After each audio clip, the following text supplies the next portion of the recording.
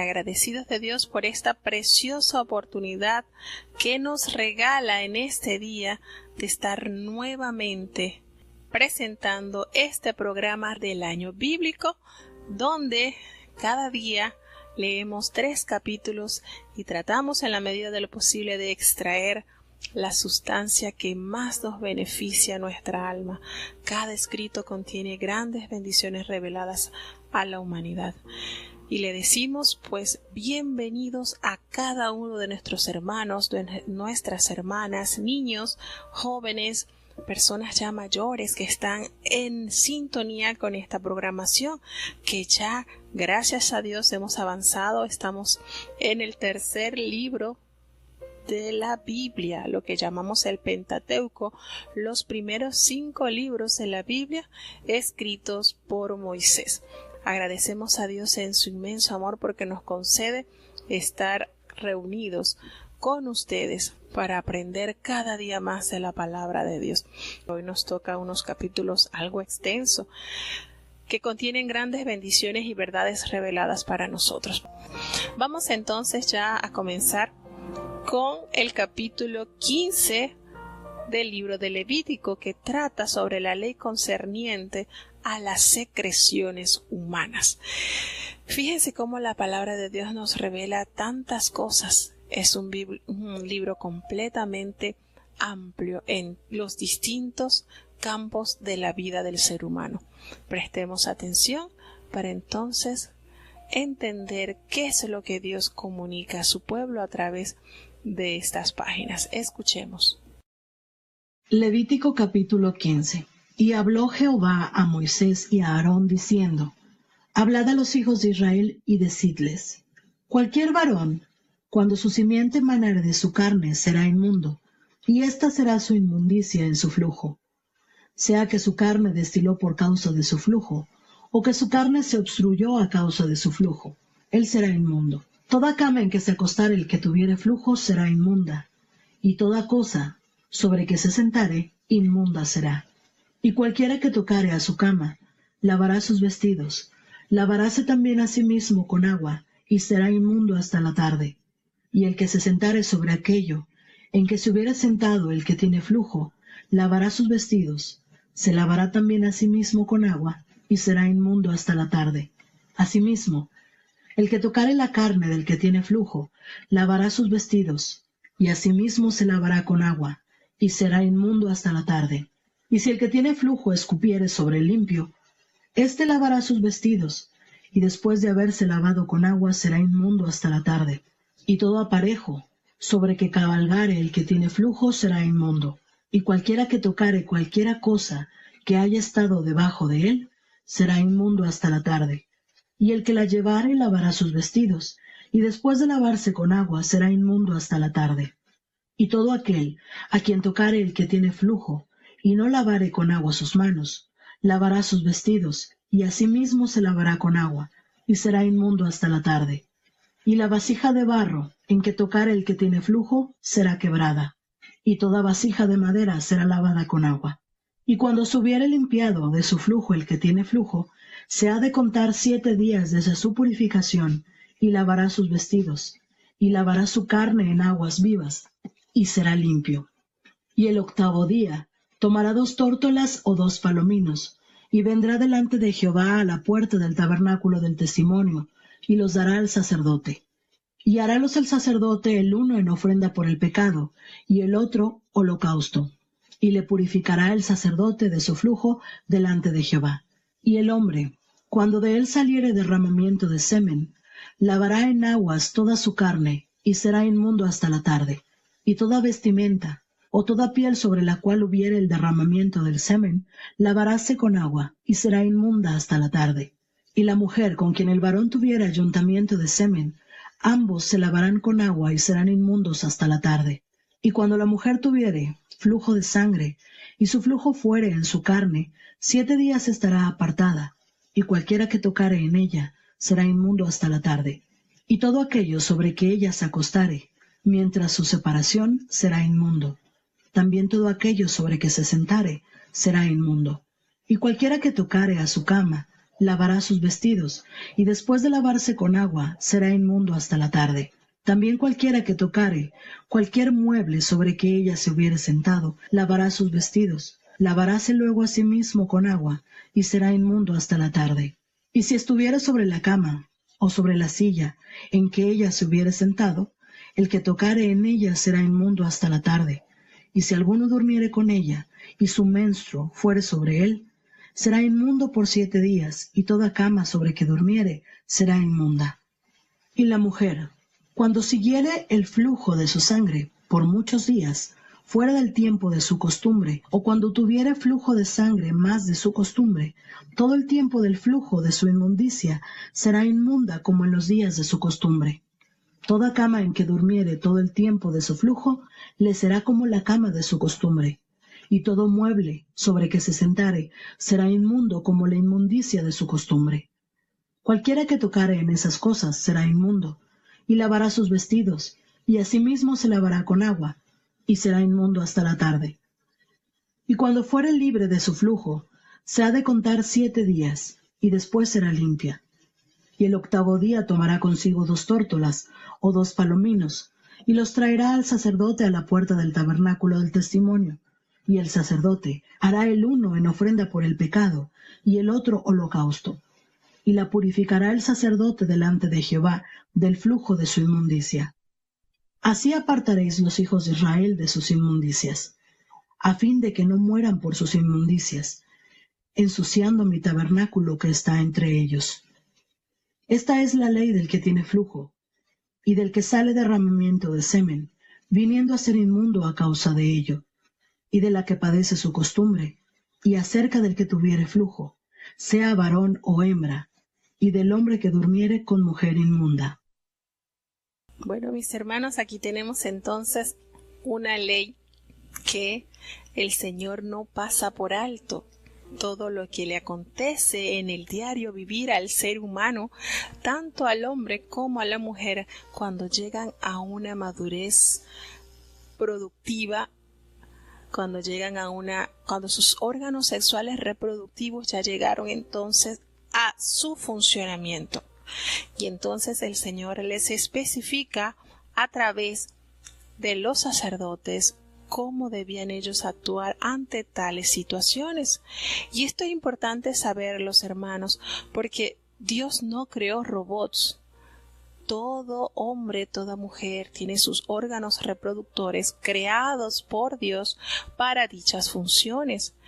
Y es importantísimo saber cómo Dios, a través de la función sacerdotal, educaba al pueblo de una manera clara, de una manera transparente, de una manera que ellos entendieran que sus funciones traerían entonces ciertas maneras de aseo, de vivir, ciertas cosas que se debían cumplir, o en la actualidad podemos decir que hay muchas cosas que siguen vigentes.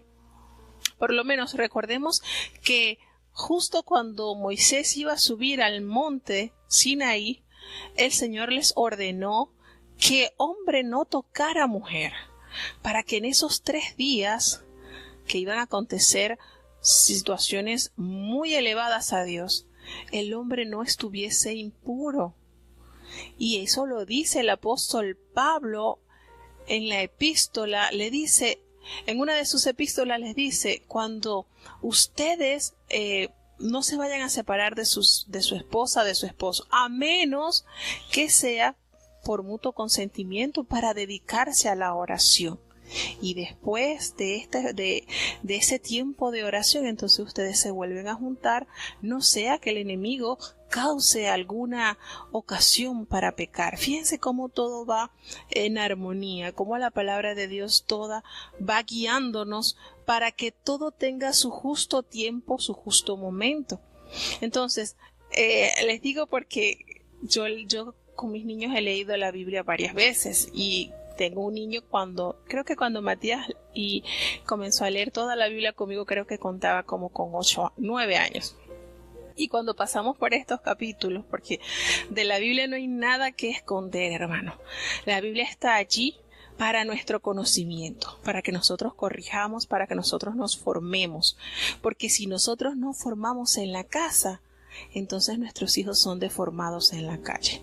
Entonces recuerdo que él me preguntaba, ¿y qué es semen, mami? ¿Qué es eso? Porque, bueno, nosotros leemos los capítulos de la Biblia y yo le expliqué, bueno, cuando los hombres llegan a cierta edad, su órgano reproductor produce una sustancia blanquecina. Y esa sustancia blanquecina, pues cada cierto tiempo deben de segregarlos por su órgano reproductor masculino.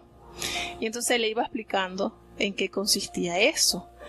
Y hermanos, cuando uno lee esto, uno se da cuenta que Dios, siendo nuestro creador, está al tanto de todos los acontecimientos que suceden en el órgano, en los organismos, dentro de nuestro cuerpo. ¿A qué estamos sujetos? ¿Qué nos acontece? ¿Qué nos pasará? Y esto es bonito, saber que Dios no pasa por alto ningún detalle, que Él se preocupa de cada uno de las funciones que tiene el órgano, de todo, hermano.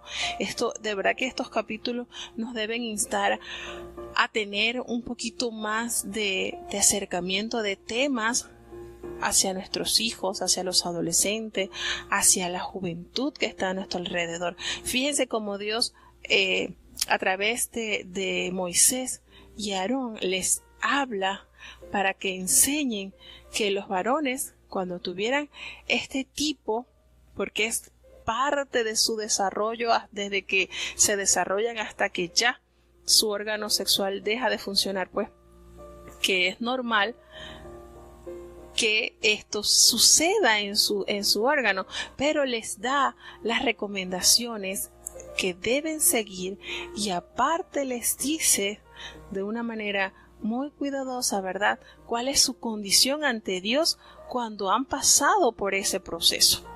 Miren cómo Dios todo lo va ensamblando, cómo Dios todo lo va explicando. Entonces, es importante saber que parte de su desarrollo en el hombre y en la mujer está presente estos flujos.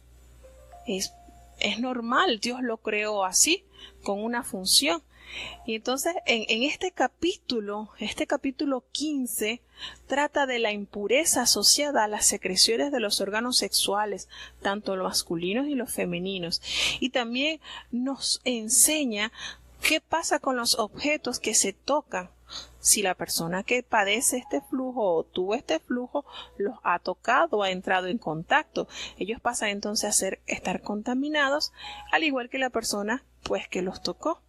Entonces esto ha sucedido pues porque los hombres y las mujeres tenemos esta condición. Pero fíjense que hay algo que es notorio. Cuando toca el tema de la mujer, entonces hace referencia que la mujer será inmunda por estos 7 días, por lo que llamamos el periodo, la etapa de menstruación. Y nos dice la palabra pues que una vez que ella pasara por estos días, entonces ella debía allegarse al sacerdote y ofrecer 2 tórtolas para entonces así ofrecer purificación por ella, porque para esos días pues la mujer está inmunda.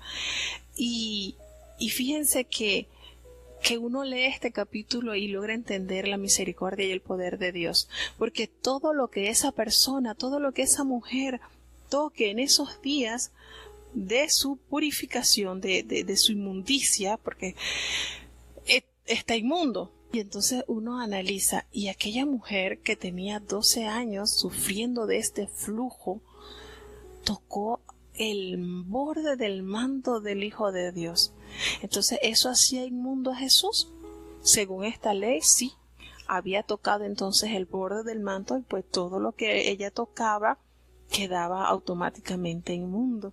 Y miren cuando uno entonces ve el trasfondo de la condición de esta mujer y se da cuenta cómo es la misericordia de Dios, y cuando nosotros nos acercamos confiados a su trono de gracia, y este relato de la purificación y de la inmundicia que se vive tanto en el hombre como en la mujer, pues nos damos cuenta entonces que en esa historia narrada por los evangelios, Jesús era apretado por varias personas. Varias personas lo estaban apretando a tal sentido que cuando él siente que eso salió de él, ese poder salió de él se detiene y pregunta, ¿quién me ha tocado? Y le dice a uno de sus discípulos, Señor, pero si es que la multitud te aprieta y tú vienes a decir, ¿quién te ha tocado? Miren cómo esto nos revela tantas cosas bonitas. Podemos estar alrededor del Señor mayugándolo allí. Podemos estar alrededor del Señor mayugándolo, pero no tenemos un sentido fijo de estar cerca de su presencia. No tenemos aspiraciones espirituales, aspiraciones de sanidad. Quizás estamos allí como un montón. Pero aquella mujer que tenía 12 años de ser inmunda, 12 años siendo inmunda, 12 años contaminando todo lo que a su paso tocaba. Ella estaba totalmente execrada por la sociedad, porque su condición así lo revelaba. Esta ley que nos encontramos hoy en el capítulo 15 de Levítico nos detalla la condición en que ella estaba. Todo lo que ella tocaba quedaba inmundo. Y para que ella pudiera ser aceptada nuevamente en la sociedad, ella debía parar este proceso anormal del cual ella estaba padeciendo. Y de verdad que a nosotros nos conmueve ver cómo Dios, a través de su Hijo Jesucristo, le provee a ella de la sanidad. Y entonces él, al ser tocado, pues según la ley era inmundo. Sin embargo, de él salió virtud hacia ese cuerpo contaminado, hacia ese cuerpo que tenía 12 años padeciendo de esa inmundicia. Y al instante ella sintió que eso que azotaba su cuerpo se detuvo. Miren todas las cosas bonitas que nos revela la palabra de Dios. Es tan lindo saber que Dios, aún de lo más inmundo, de lo más feo, transforma en segundos, en milésimas, puede transformar el problema, aquella carga, aquel azote que nos tiene padeciendo por tanto tiempo, ¿verdad? Y así es la misericordia de Dios y la condición del hombre cuando uno la reconoce. Ella reconocía que ella no le estaba permitido acercarse aún a un grupo de personas o algo, y allí podemos decir que encubierta, debajito, quizás buscando ser pisada, de repente la gente la podía allí pisar, pero ella se humilló hasta lo sumo, y tanto en el orden de su cuerpo de estar en cuclillas, podemos decir allí, procurando tocar algo de la propiedad del maestro, para ella poder entonces ver su necesidad alcanzada. Qué hermoso, hermanos, cuando nosotros pues comprendemos la obra que tiene Dios en la vida del ser humano, aún de nuestras debilidades, aún de nuestras flaquezas, aún de nuestro cuerpo contaminado.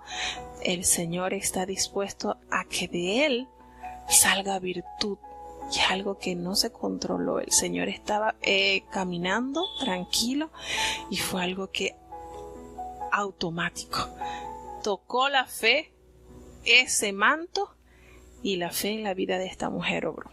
Entonces, qué lindo saber que todas las cosas Dios las tiene bajo un perímetro, bajo un control.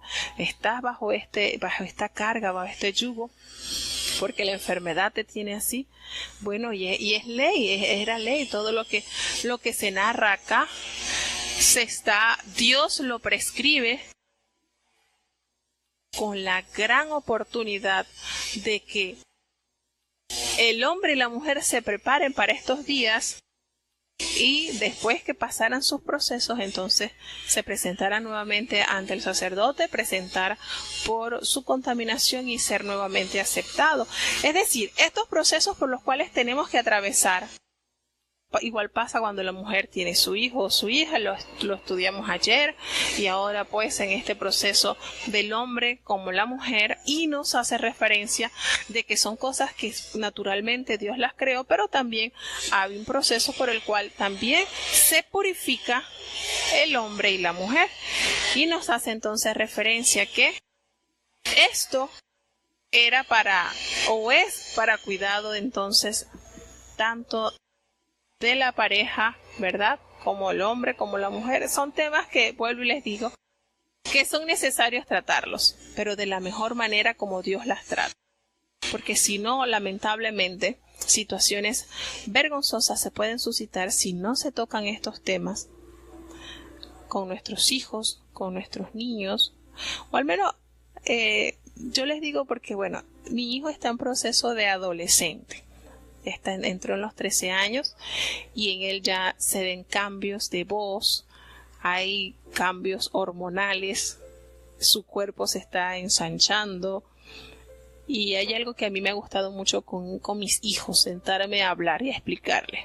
Esto es así, Dios lo creó así, todo tiene una función, todo Dios tiene una función. Y es bonito cuando nosotros tomamos la palabra de Dios como punto de referencia para educar, para moldear a la forma en que Dios quiere que sus hijos estén moldeados. La palabra de Dios es nuestra brújula. La palabra de Dios es un libro sumamente amplio.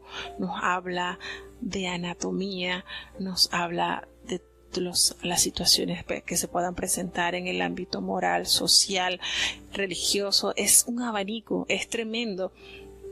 De verdad que es un libro tan completo, hermanos, tan completo, y siempre he entendido que cuando nosotros lo usamos debidamente, pues nos hace ser prudentes, porque a través del conocimiento que Dios nos da en su palabra, pues podemos enfrentar distintas situaciones que podamos pasar en nuestra vida. Y estos capítulos que revelan detalles, como quien dice, podemos decir detalles muy íntimos, pues los tiene allí. Dios permitió que se escribieran para nuestro crecimiento. Si no apareciera en la palabra de Dios, si no nada de esto apareciera. Entonces sí es importante pues que uno toque estos temas, porque Dios nos dejó esto como manifestación de las situaciones naturales que abordan tanto el hombre como la mujer. Así que es importante pues que nosotros tomemos en consideración cada uno de los consejos de Dios. Bueno, vamos entonces a seguir, y es con el capítulo 16 del libro de Levítico, que nos habla sobre el día de la expiación. ¿De qué se trata este día que sucedía una vez al año? Escuchemos. Levítico capítulo 16. Y habló Jehová a Moisés después que murieron los dos hijos de Aarón, cuando se llegaron delante de Jehová y murieron. Y Jehová dijo a Moisés: Di a Aarón tu hermano, que no en todo tiempo entre en el santuario del velo adentro, delante de la cubierta que está sobre el arca, para que no muera, porque yo apareceré en la nube sobre la cubierta. Con esto entrará Aarón en el santuario, con un becerro por expiación y un carnero en holocausto. La túnica santa de lino se vestirá, y sobre su carne tendrá pañetes de lino, y ceñiráse el cinto de lino, y con la mitra de lino se cubrirá. Son las santas vestiduras. Con ellas, después de lavar su carne con agua, se ha de vestir. Y de la congregación de los hijos de Israel tomará 2 machos de cabrío para expiación, y 1 carnero para holocausto. Y hará llegar a Aarón el becerro de la expiación que es suyo, y hará la reconciliación por sí y por su casa. Después tomará los 2 machos de cabrío, y los presentará delante de Jehová a la puerta del tabernáculo del testimonio, y echará suertes a Aarón sobre los 2 machos de cabrío, la una suerte por Jehová, y la otra suerte por Azazel. Y hará llegar a Aarón el macho cabrío sobre el cual cayere la suerte por Jehová, y ofrecerálo en expiación. Mas el macho cabrío sobre el cual cayere la suerte por Azazel, lo presentará vivo delante de Jehová para hacer la reconciliación sobre él, para enviarlo a Azazel al desierto. Y hará llegar a Aarón el becerro que era suyo para expiación, y hará la reconciliación por sí y por su casa, y degollará en expiación el becerro que es suyo. Después tomará el incensario lleno de brasas de fuego del altar delante de Jehová, y sus puños llenos del perfume aromático molido, y meterálo del velo adentro, y pondrá el perfume sobre el fuego delante de Jehová, y la nube del perfume cubrirá la cubierta que está sobre el testimonio, y no morirá. Tomará luego de la sangre del becerro, y rociará con su dedo hacia la cubierta al lado oriental. Hacia la cubierta esparcirá 7 veces de aquella sangre con su dedo. Después degollará en expiación el macho cabrío, que era del pueblo, y meterá la sangre de él del velo adentro, y hará de su sangre como hizo de la sangre del becerro, y esparcirá sobre la cubierta delante de la cubierta. Y limpiará el santuario de las inmundicias de los hijos de Israel, y de sus rebeliones, y de todos sus pecados. De la misma manera hará también al tabernáculo del testimonio, el cual reside entre ellos en medio de sus inmundicias. Y ningún hombre estará en el tabernáculo del testimonio cuando él entrare a hacer la reconciliación en el santuario, hasta que él salga y haya hecho la reconciliación por sí y por su casa y por toda la congregación de Israel. Y saldrá al altar que está delante de Jehová, y lo expiará, y tomará de la sangre del becerro y de la sangre del macho cabrío, y pondrá sobre los cuernos del altar alrededor, y esparcirá sobre él de la sangre con su dedo 7 veces, y lo limpiará, y lo santificará de las inmundicias de los hijos de Israel. Y cuando hubiere acabado de expiar el santuario, y el tabernáculo del testimonio, y el altar, hará llegar el macho cabrío vivo, y pondrá Aarón ambas manos suyas sobre la cabeza del macho cabrío vivo, y confesará sobre él todas las iniquidades de los hijos de Israel, y todas sus rebeliones, y todos sus pecados, poniéndolos así sobre la cabeza del macho cabrío, y lo enviará al desierto por mano de un hombre destinado para esto. Y aquel macho cabrío llevará sobre sí todas las iniquidades de ellos a tierra inhabitada, y dejará ir el macho cabrío por el desierto. Después vendrá Aarón al tabernáculo del testimonio, y se desnudará las vestimentas de lino que había vestido para entrar en el santuario, y pondrálas allí.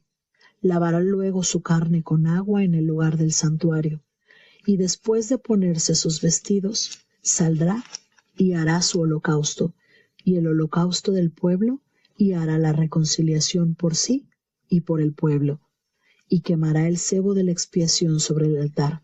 Y el que hubiere llevado el macho cabrío a Azazel, lavará sus vestidos, lavará también con agua su carne, y después entrará en el real, y sacará fuera del real el becerro del pecado y el macho cabrío de la culpa, la sangre de los cuales fue metida para hacer la expiación en el santuario, y quemarán en el fuego sus pellejos, y sus carnes, y su estiércol. Y el que los quemare, lavará sus vestidos, lavará también su carne con agua, y después entrará en el real. Y esto tendréis por estatuto perpetuo. En el mes 7, a los 10 del mes, afligiréis vuestras almas, y ninguna obra haréis, ni el natural, ni el extranjero que peregrine entre vosotros, porque en este día se os reconciliará para limpiaros, y seréis limpios de todos vuestros pecados delante de Jehová. Sábado de reposo es para vosotros, y afligiréis vuestras almas por estatuto perpetuo. Y hará la reconciliación el sacerdote que fuere ungido, y cuya mano hubiere sido llena para ser sacerdote en lugar de su padre, y se vestirá las vestimentas de lino, las vestiduras sagradas, y expiará el santuario santo y el tabernáculo del testimonio, expiará también el altar y a los sacerdotes, y a todo el pueblo de la congregación. Y esto tendréis por estatuto perpetuo, para expiar a los hijos de Israel de todos sus pecados, una vez al año. Y Moisés lo hizo como Jehová lo mandó. Bueno, y el Señor entonces instruye acá a Aarón para que realice este sacrificio, del cual debía hacerlo solamente una vez al año. Él podía entrar al lugar santísimo. Y nótese la forma en que Dios detalladamente le revela al sacerdote cómo debía hacer, qué animal debía tomar, de qué manera debía prepararse, asistirse en su vestimenta. Tenía una vestimenta especial para entrar en este lugar, y cómo debía asearse.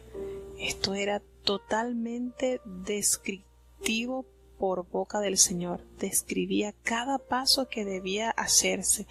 Esto es algo muy minucioso. El Señor no guarda recomendación.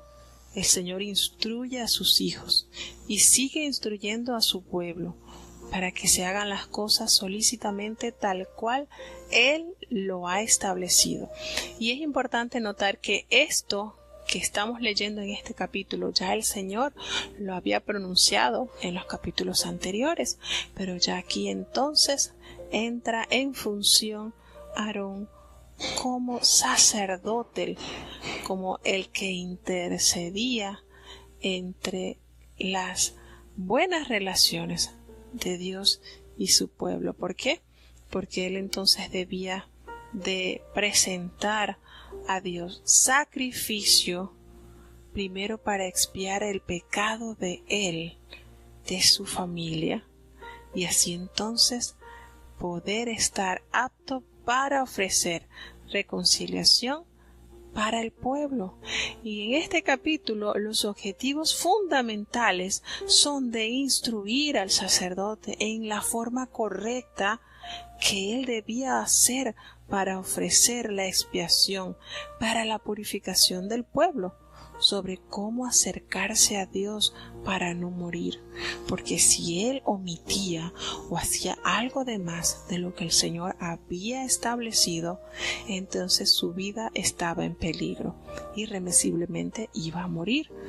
Y ya lo había experimentado Aarón con lo acontecido a sus hijos.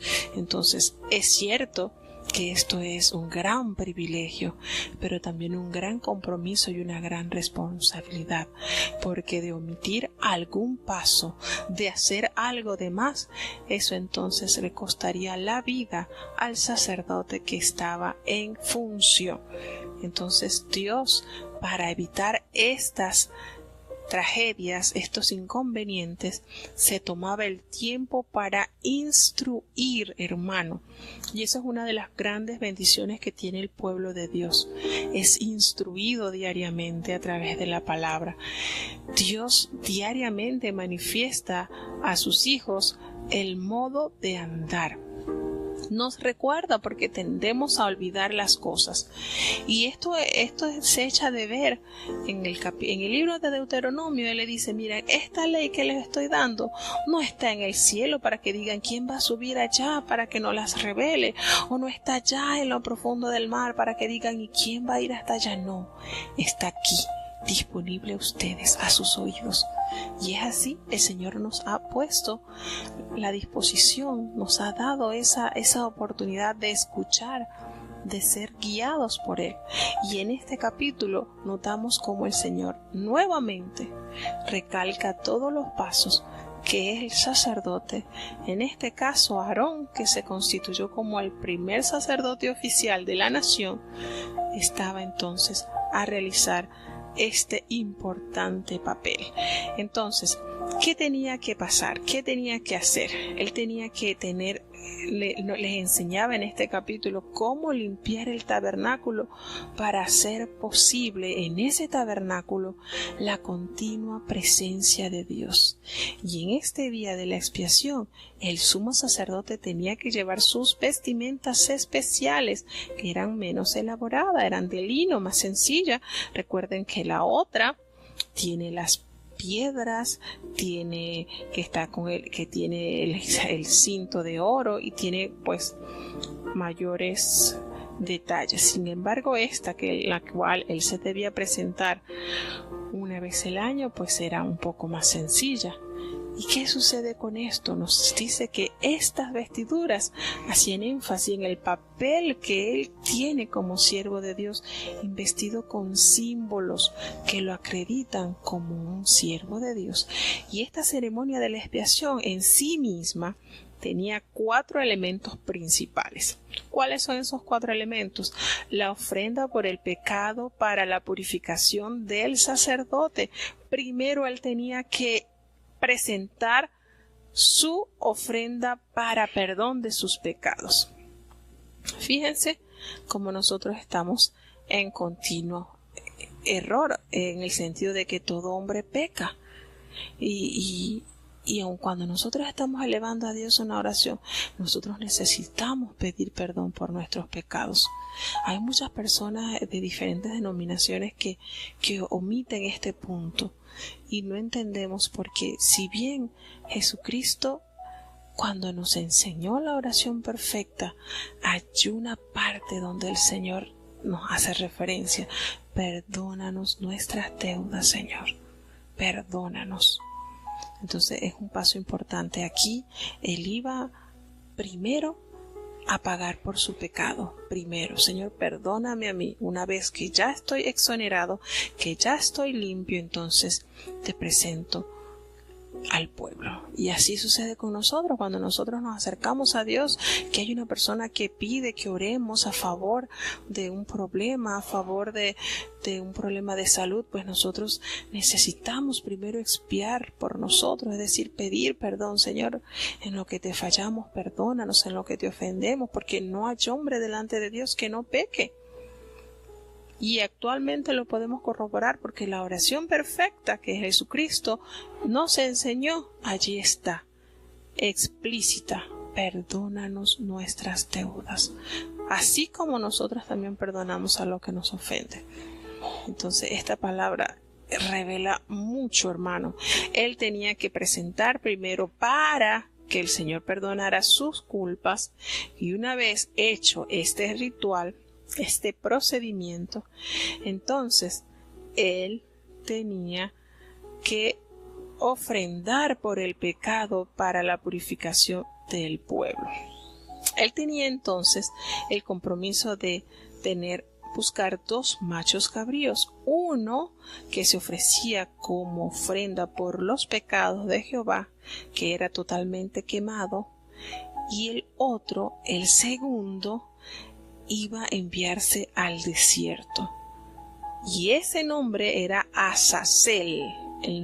Recibía ese nombre, ese macho cabrío por el cual se echaba suerte. Estaban los 2 machos cabríos y se echaba suerte. ¿Quién se presentaba como holocausto, como paga del pecado? Y el otro, donde se le confesaban todos los pecados, y ese animalito era transportado por una persona que debía llevarlo hasta el desierto.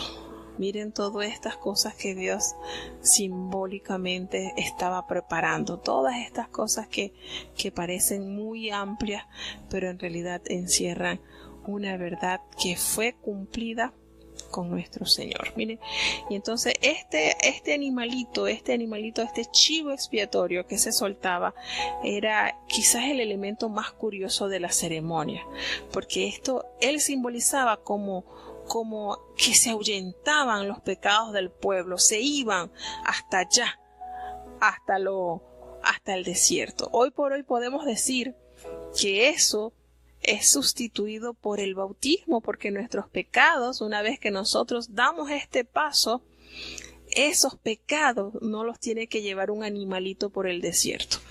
Podemos decir entonces que esos pecados quedan depositados a los profundos de la mar, dice el Señor, y nunca más me acordaré de ellos, nunca más.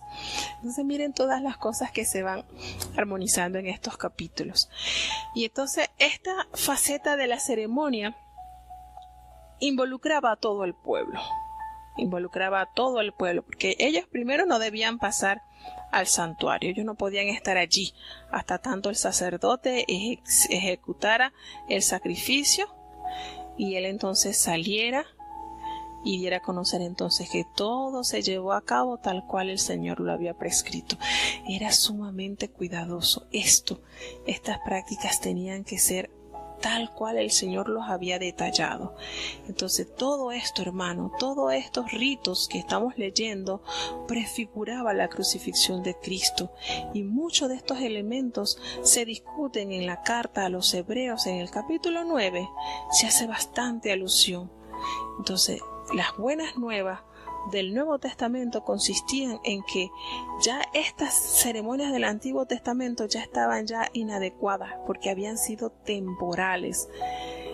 Esto iba a ser, mire, esto se hacía anualmente, una vez al año. El sacerdote Jehová le ordenó, orden de Jehová. Esto no fue conocimiento ni decisión de Aarón ni de Moisés, fue Jehová quien ordenó que anualmente tenían que resolver este asunto parcial del problema del pecado del pueblo. Esto era parcial. Este sacrificio tenía la duración de 1 año. Al año caducaba, había que renovar entonces el contrato. Había que volver, entonces el sacerdote entraba, ofrecía por su pecado. Una vez que él estaba entonces exonerado, pues presentaba los pecados del pueblo.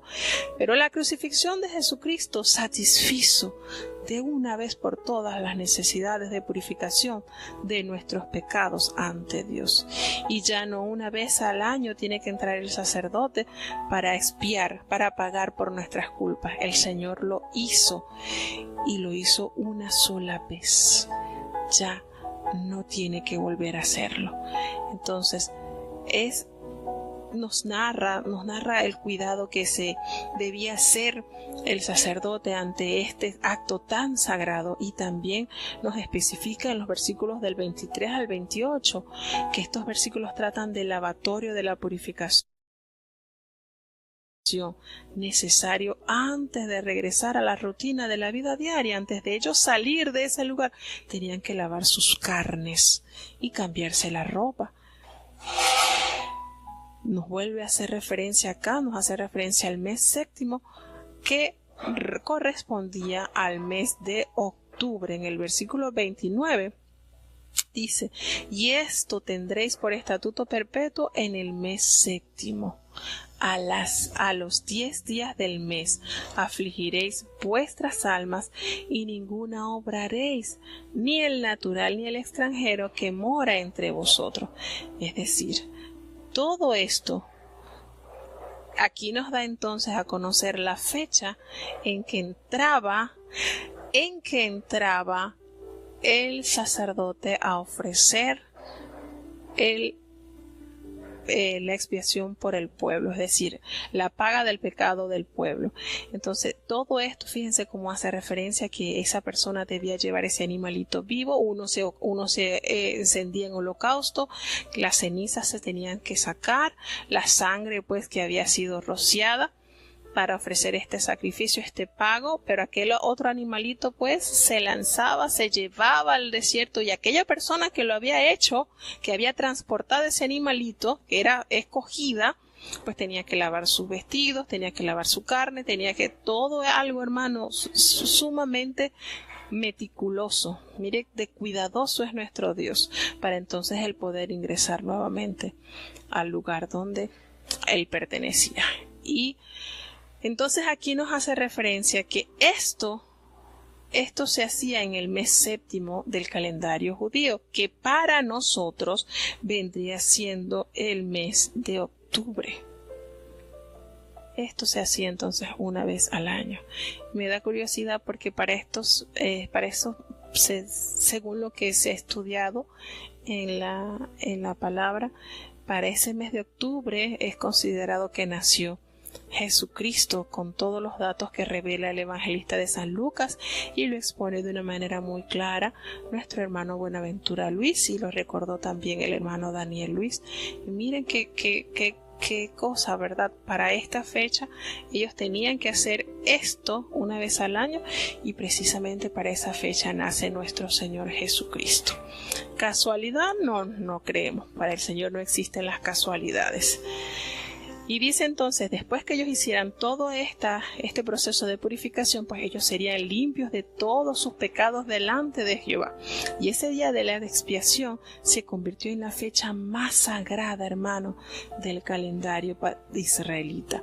El pueblo reconocía sus pecados, los confesaba delante del Señor en ayuno, en arrepentimiento. Se hacía un autoexamen, una evaluación.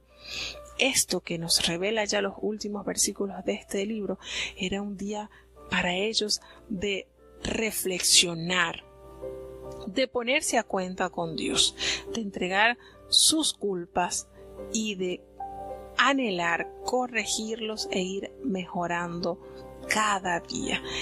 Entonces los sabios judíos de la época enseñaban que toda persona debía perdonar a su prójimo antes de implorar para sí mismo el perdón del Señor, como lo dicen algunos versículos, que para que esto sucediera, para que en este tiempo, para los meses, el séptimo mes en el calendario judío, para nosotros vendría siendo el mes de octubre, para ese tiempo ellos, el pueblo, debía estar a cuenta bien con su prójimo, estar con un corazón contrito, humillado, reconociendo que como humanos tendemos a pecar, pero también reconociendo el gran don de Dios para perdonar nuestras faltas, porque si bien es cierto que tenemos pecados muy grandes, pero no hay pecado que el Señor no perdone cuando nosotros lo reconocemos y lo presentamos a Él.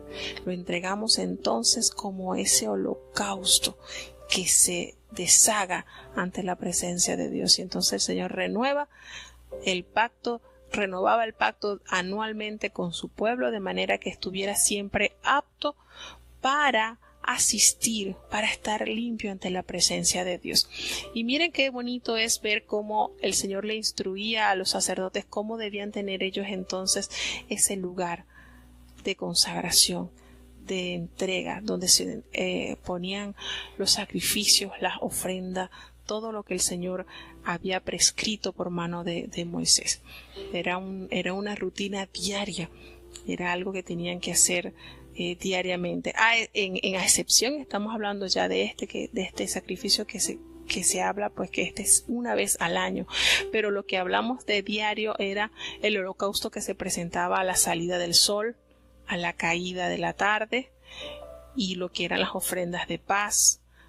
Todas estas cosas eran una actividad prácticamente diaria, y el altar, todos los utensilios, todo eso tenía que estarse usando, pero de una manera solamente por los sacerdotes, bien preservada, bien cuidado. Y todo esto, hermano, la palabra de Dios lo revela, como el Señor de una manera especial organizando las funciones en el tabernáculo. Bueno, nuestra hermanita Elizabeth nos formula una pregunta: ¿qué significaba esos cuernos que tenía el altar de bronce? Y bueno, esos 4 cuernos que estaban en los extremos tenían la función de ornamento, adorno, y también se usaban para amarrar las víctimas cuando iban a ser sacrificadas para expiar los pecados por aquel hombre, por lo que se ofrecía. Era entonces los cuernos que Dios había. Recordemos que todo ese diseño del altar, todo lo que se diseñó en el lugar santo, el lugar santísimo, todo eso fue creación de Jehová. Allí no hubo invención de hombre, el Señor todo con sus medidas, con su material, todo. Entonces estos 4 cuernos, pues allí se amarraban esas víctimas que iban a ser sacrificadas. Uno relaciona los cuernos con el bicho malo, ¿verdad? Pero bueno, vuelvo y repito, todo esto fue diseñado, creación del Señor. Así que, bueno, vamos entonces a escuchar ya el capítulo 17 del libro de Levítico. Este es bastante corto, es breve la narración de este capítulo. Levítico capítulo 17. Y habló Jehová a Moisés, diciendo: Habla a Aarón y a sus hijos, y a todos los hijos de Israel, y diles: Esto es lo que ha mandado Jehová, diciendo: Cualquier varón de la casa de Israel que degollare buey, o cordero, o cabra en el real, o fuera del real, y no lo trajere a la puerta del tabernáculo del testimonio, para ofrecer ofrenda a Jehová delante del tabernáculo de Jehová, sangre será imputada al tal varón, sangre derramó, cortado será el tal varón de entre su pueblo, a fin de que traigan los hijos de Israel sus sacrificios, los que sacrifican sobre la haz del campo, para que los traigan a Jehová a la puerta del tabernáculo del testimonio, al sacerdote, y sacrifiquen ellos sacrificios de paces a Jehová. Y el sacerdote esparcirá la sangre sobre el altar de Jehová, a la puerta del tabernáculo del testimonio, y quemará el sebo en olor de suavidad a Jehová. Y nunca más sacrificarán sus sacrificios a los demonios, tras de los cuales han fornicado. Tendrán esto por estatuto perpetuo por sus edades.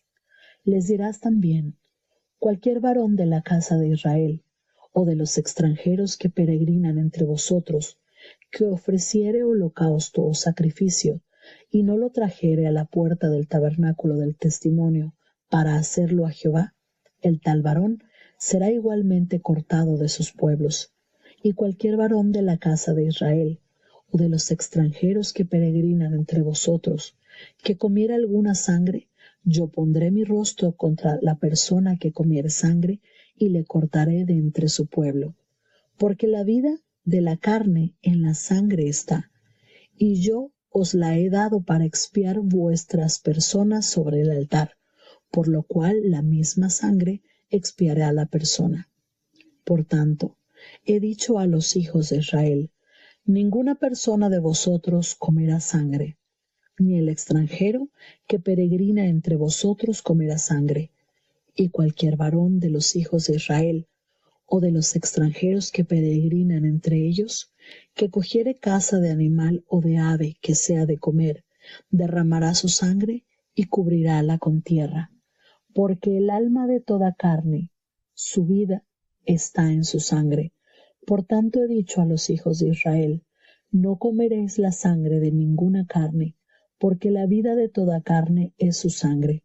Cualquiera que la comiere será cortado. Y cualquiera persona que comiere cosa mortecina o despedazada por fiera, así de los naturales como de los extranjeros, lavará sus vestidos y asimismo se lavará con agua, y será inmundo hasta la tarde, y se limpiará. Y si no los lavare, ni lavare su carne, llevará su iniquidad. Bueno, el capítulo que toca ahora es el 17 y habla sobre la santidad de la sangre, cómo hace referencia a esto y por qué Dios cuidadosamente instruyendo a su pueblo de lo que debía hacer y de lo que debía abstenerse. Miren cómo esto abre el abanico de las demandas de Dios. El Señor, cuando hace referencia de que quiere un pueblo singular, lo está haciendo en toda la extensión de la palabra, en toda. ¿Por qué? Porque el consumo de sangre es milenial. Durante mucho tiempo se ha sabido del consumo de sangre de los animales. Y esto para Dios no es agradable. Y en este capítulo precisamente que detalla sobre esto, explica la razón por la cual le prohíbe a su pueblo de comer. Y le dice en el versículo 11, le dice rigurosamente: la vida de la carne está en la sangre. Está en la sangre. La vida de los animales está en la sangre. Y yo las he dado para hacer expiación sobre el altar por vuestras almas. Y esa misma sangre la van a expiar para las personas. Ustedes no van a comer de esto. Y es una orden rigurosa. Ahora, ¿qué sucede? Y ahí es donde entran en polémica muchas personas que esto lo tergiversan bastante. Una cosa es el consumo de la sangre cuando nuestras papilas gustativas, nuestro aparato digestivo consume este elemento al ser pasado directamente por nuestras venas. Es muy diferente. No podemos caer en ese error. El Señor hace la alusión de el consumo, el comer. No pueden comer esto. No lo van a, no es para el consumo. Y entonces el Señor dice, ninguna, óigase bien la manera en que el Señor describe en el versículo 12, ninguna persona de vosotros comerá sangre, ni el extranjero que more entre vosotros va a comer sangre, porque cualquiera de los hijos de Israel o de los extranjeros que cazara el animal, el ave, y no hiciera verter la sangre sobre la arena, en la tierra, sino que se la coma, entonces el Señor dice, no comeréis sangre de ninguna carne, y le vuelve a recordar, porque toda carne, la sangre es la vida de toda carne, y le dice, no comeréis de la sangre de ninguna carne, porque la vida de toda carne es su sangre. Y les hace referencia, cualquiera que comiere esto será cortado. ¿Qué es eso, hermano? ¿Qué es cuando nosotros nos dicen será cortado? Cuando el Señor nos hace referencia de que el hacha está puesta sobre la raíz de la tierra. ¿Qué es eso? Vas a salir del huerto de Dios, te van a sacar. Es necesario sujetarse, la obediencia. El Señor nos está dando la razón por la cual no se debe consumir. Y en este capítulo detalla de manera rigurosa el por qué lo prohíbe. Y miren que a nosotros se nos enseñó, yo recuerdo que mi mamá siempre tuvo en la casa animalitos, que si palomas o gallinas o pavos. Y recuerdo que anteriormente las personas en el campo, mi mamá es una persona de campo, agarraban las aves y le daban vuelta a los pescuezos de las aves y así las mataban. Pero cuando mi mamá entendió el mandamiento de Dios que se le enseñó, pues yo recuerdo que ella agarraba los animalitos, las aves, pues las colgaba por sus patitas un ratito y después entonces le cortaba el cuello y la sangre de ese animalito entonces caía en tierra. Y ella nos explicaba porque así lo manda el Señor.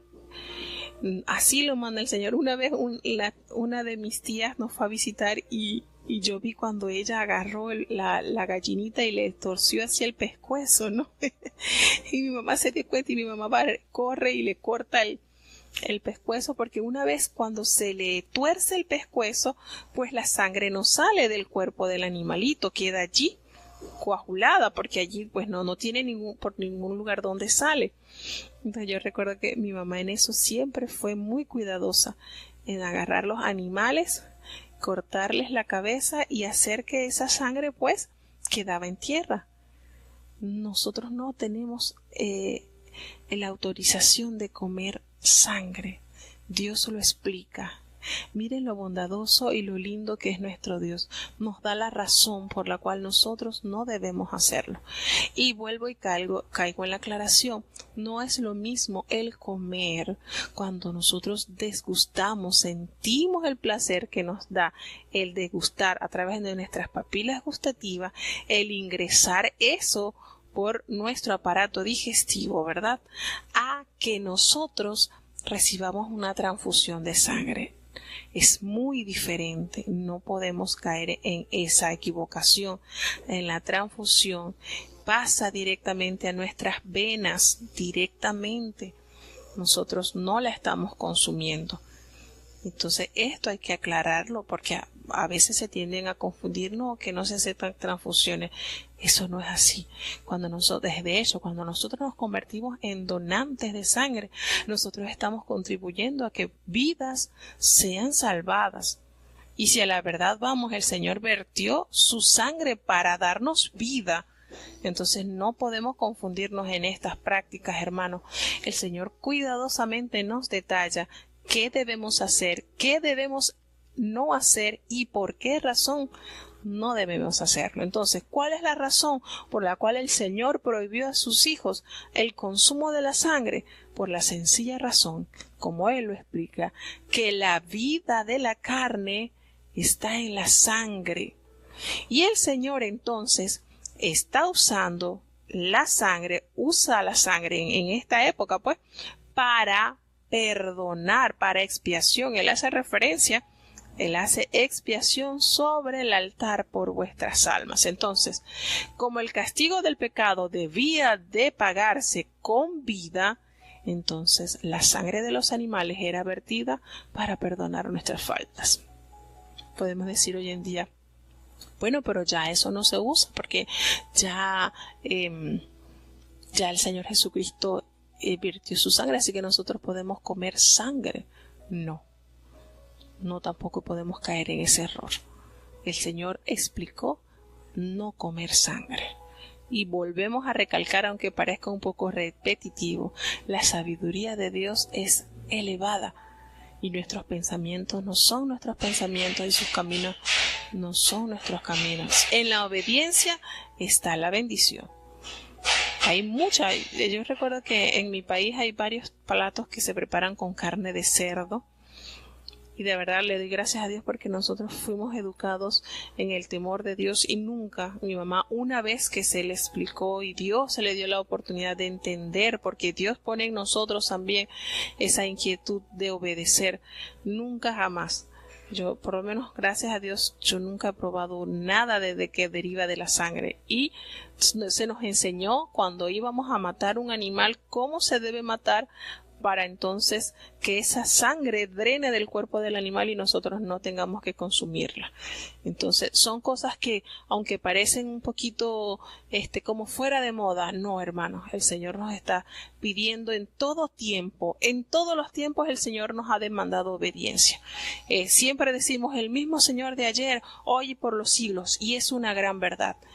Y cuando nosotros lo aplicamos para saber que Dios en todo el tiempo siempre ha pedido a su pueblo obediencia, siempre obediencia, sujeción a la voluntad de Dios. Entonces es importante reconocer las causas por las cuales Dios ordena a su pueblo de abstenerse y a nosotros nos toca argumentar para escapar de esa obediencia que el Señor anhela ver en sus hijos, sino abrazarlas con sumo cuidado, con suma obediencia y entender que todos estos mandamientos que Dios ha dejado como herencia es para nuestro beneficio. Es para nuestro beneficio. Entonces, todo esto está implicado, hermano, en el consumo de los animales, que hay una lista que el Señor cuidadosamente seleccionó, todo lo que se puede comer, lo que no se puede comer, cómo ubicarnos en la sociedad. Todo esto, hermano, nuestra guía principal es la palabra de Dios. Hay dos fuentes principales para conocer y acercarnos a Dios. La primera, la palabra de Dios, la Biblia.